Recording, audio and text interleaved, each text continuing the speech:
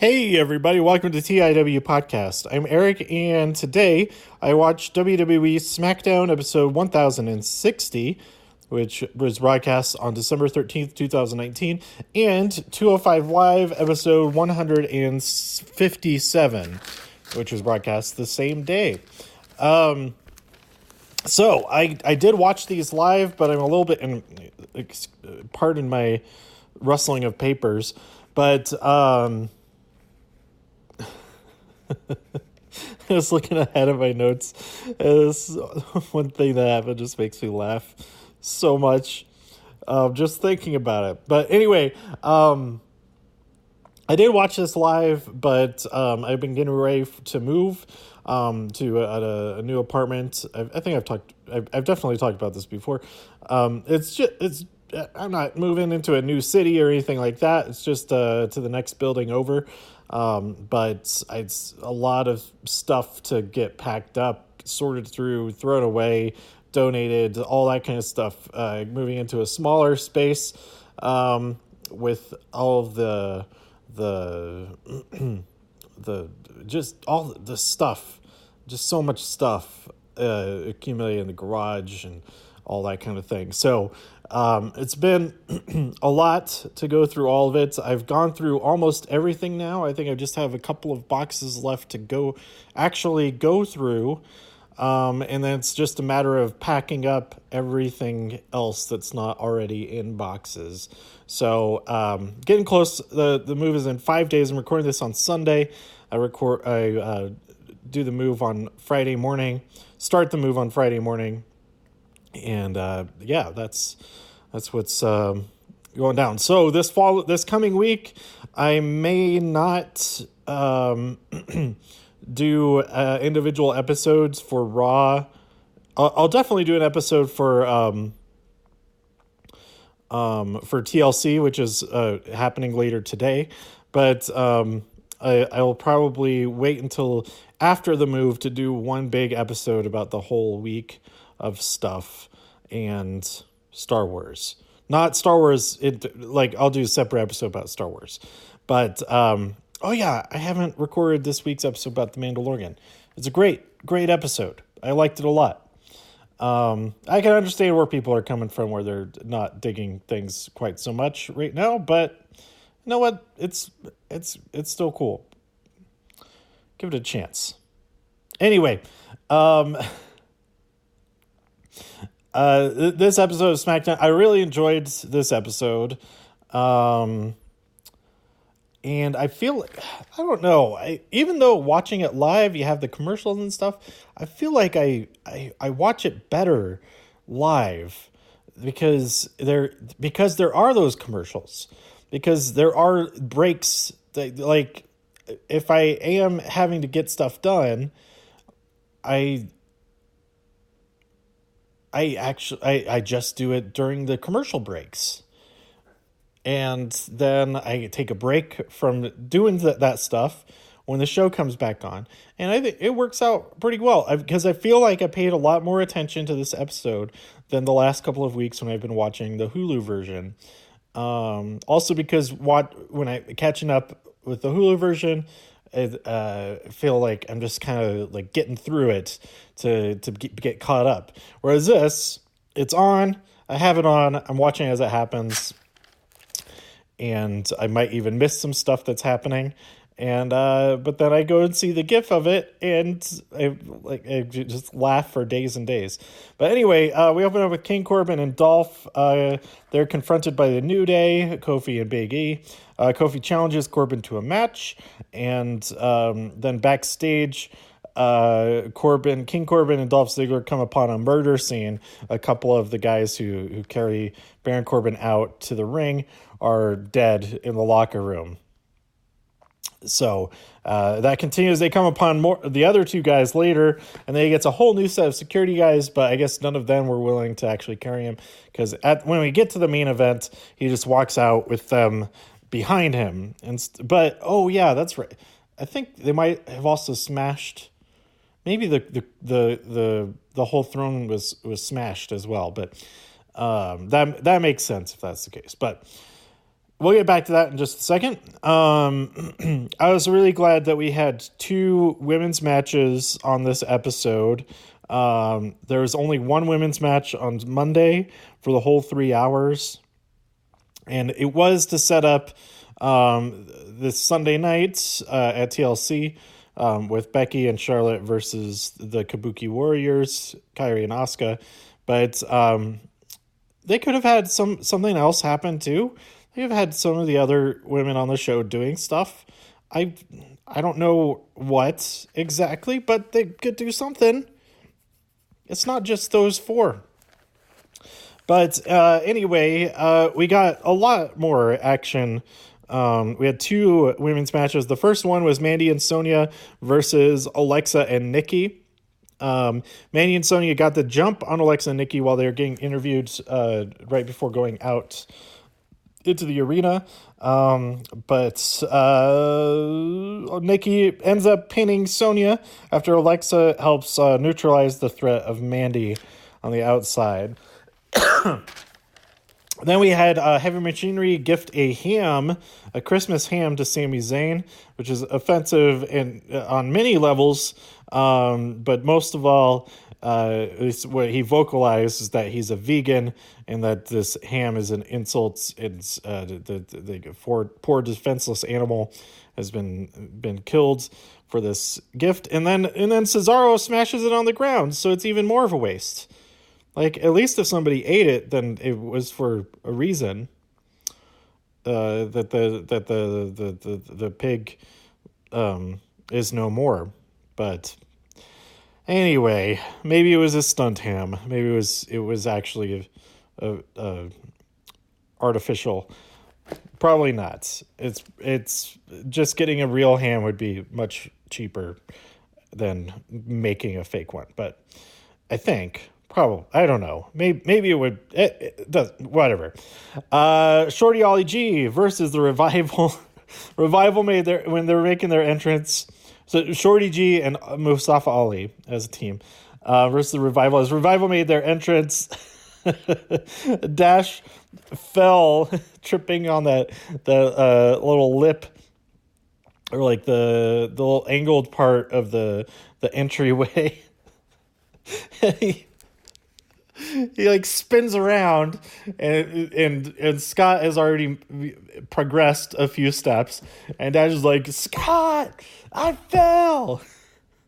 And then he gets up to give their high five thing. So funny. I watched that GIF I've already watched it about 1 million times, and it gets better every single time. But they made up for that pratfall by hitting one of the coolest shatter machines I've seen. Like, the only ones that have been cooler are in combination with the RKO. Oh, it's so cool. It's so good. This is so good. So Mustafa Ali went for a tornado DDT jumping off the post, but they caught him in midair, hit the shatter machine. And it was great. They got the win. Then we had Bailey backstage. She's interviewed. She's not impressed with Lacey being a mom or a Marine. And then Elias interrupts with a strum of the guitar. Bailey is really mad. He sings her a song for she's his secret Santa, apparently. And so he wrote a song for her, and it was not. It was a pretty rude song. Making fun of her hair and things like that. That could have,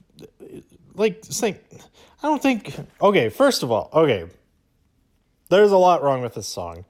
That it could have still been funny without being stupid like this, but and the last thing, saying that she looks like a man because of her haircut, that's so. That's just dumb in general, but also specifically because that her haircut is not a guy's haircut. Why would it doesn't even make sense if she had shaved her head or got a really short haircut, then that would make sense. But that doesn't even. And even then, it's so dumb to make that. It's it's so lazy, unimaginative, and it doesn't even make sense. So anyway, Bailey doesn't get mad at. Well, she gets mad at Elias, but then she gets really mad at Dana Brooke for laughing, and so she challenges Dana to a match, and she defeats Dana in that match. I forget any specifics of what happened in the match itself, but I remember enjoying it. Oh, we got a Batista bomb from Dana Brooke, so that was a nice little shout out to Batista. But yeah, like I said, I mean, other than the motivations for this match and the segment coming before it, it was nice that there was twice as many women's matches on this episode than on Raw this week. Then we had, from Los Angeles, Renee interviews The Miz in his home, and they see on they hear the baby crying, and they see on the monitor that Rambling Rabbit is in the crib, and then no, she does. It's what happened? The baby wasn't crying. Maurice started shouting, like she was freaked out. So they look on the monitor, and Rambling Rabbit is there. Then like it fuzzes out. You get Firefly Funhouse on the baby monitor, and then it fuzzes out again to the crib, and all of the puppet friends are in there, and it's very scary. They go into the room, and oh. The Miz, he has Maurice go in there first. Like, that's not nice. Why he offered to go in first to confront the creepy dolls.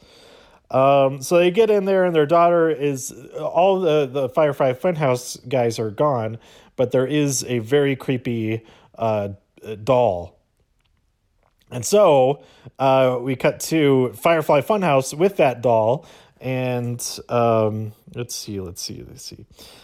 Bray says, "I can teach you not to feel love," and then he ends by saying, "Marine 5 is fire, best in the series, hands down." So I really like that moment. The Fiend stuff, it's evolving, it's progressing. I like it a lot. Then the next match we had was Heavy Machinery versus Nakamura and Cesaro.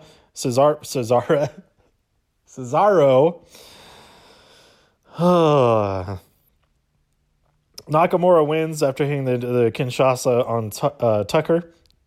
And then we see that King Corbin and Dolph Ziggler find more murders backstage. That leads us to Corbin versus Kofi. Let's see. Dolph Ziggler is ejected from the match, but he refuses to leave. He comes back right away. He doesn't even get up the ramp, I don't think, before he attacks Big E. Big old brawl, disqualification happens, and so they challenge them to a tag match. Kofi and Big E do. And then that ends a disqualification when they get some handcuffs. They put Kofi up, hang him up onto the posts. They try to get some more dog food action going on. They did mention the smell of dog food at there as if that they could still smell it. And if they could still smell it, I think it's because they smell like dog food, because they were the ones handling it and all of that. So like that's such a dumb prank, because you're going to make yourself smell like dog food also, unless you have a hazmat suit on or something. And then you got to throw away that suit, because it's going to be, that's going to be smelling like dog food transfer. Anyway.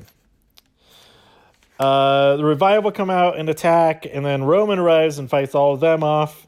And he ends up throwing Dolph Ziggler off of a ladder through a table, which was pretty great. And that ended the episode. And then, right away, they didn't have to clean up all the dog food like they did last week. So 205 Live still opened up with a summary of what happened on NXT last week, which was that Angel Garza defeated Lio Rush to become the new Cruiserweight champion. Our opening match was Daivari versus Raul Mendoza. both these guys are very good. Mendoza, man. I want to see him challenge Angel Garza. I mean, they fought each other a couple of times already, but to see them in a championship match, that would be great. But I think the next championship match has got to be at Worlds Collide. Well, they might have one before that, but yeah, I think Worlds Collide. It's got to be a UK guy challenging for the championship, and I think it ought to be. I've talked about this before. Worlds Collide. It seems like we're all assuming that it will be champions versus champions, but I feel like that's too much like Survivor Series. It's got to be people challenging for championships that are on the opposite show. I think that's the more interesting thing.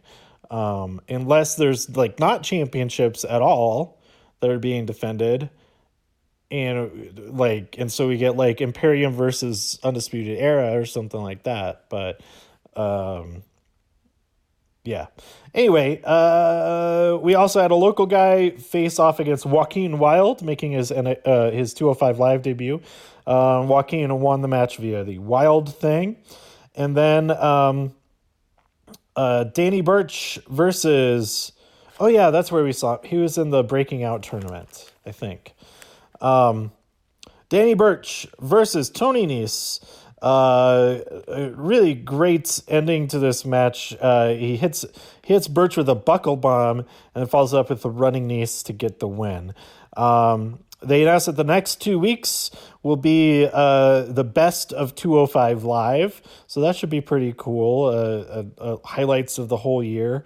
I'll definitely be checking it out. I don't know if I will. I will talk about them on those week's episodes. But probably just play like, yeah, I agree that these matches were awesome and all that kind of thing. And if there's any that I can remember, if they don't have one of the street fights between, that Jack Gallagher had a general, I think there's either Gallagher, I think it was Gallagher versus Kendrick. That one was great. I think that was the most recent one. I think that was like in October, maybe something like that. But man, every single main event, it hasn't been quite as awesome lately, like the last month or so. But like, man, it still every main event of 205 Live has been crazy good this year, the entire year. So anyway, yeah, that's it for this week's, or rather this Friday the 13th of shows. Like I said, I'll probably do one big episode at the end of this week. But before then, I will be doing an episode about tonight's TLC and the Survivor finale. I think I'll definitely be doing that episode before the move happens. So stay tuned for all of that. Let me know what you thought of these episodes by tweeting me at TIW Podcast. Go to TIWpodcast.com for more reviews. If you enjoyed this episode or anything else on the site, please share some links with your friends. Subscribe on iTunes, Spotify, Stitcher, YouTube, wherever you like to listen. Stay safe out there in all the infinite multiverses, and I'll see you next time here on TIW Podcast. Bye.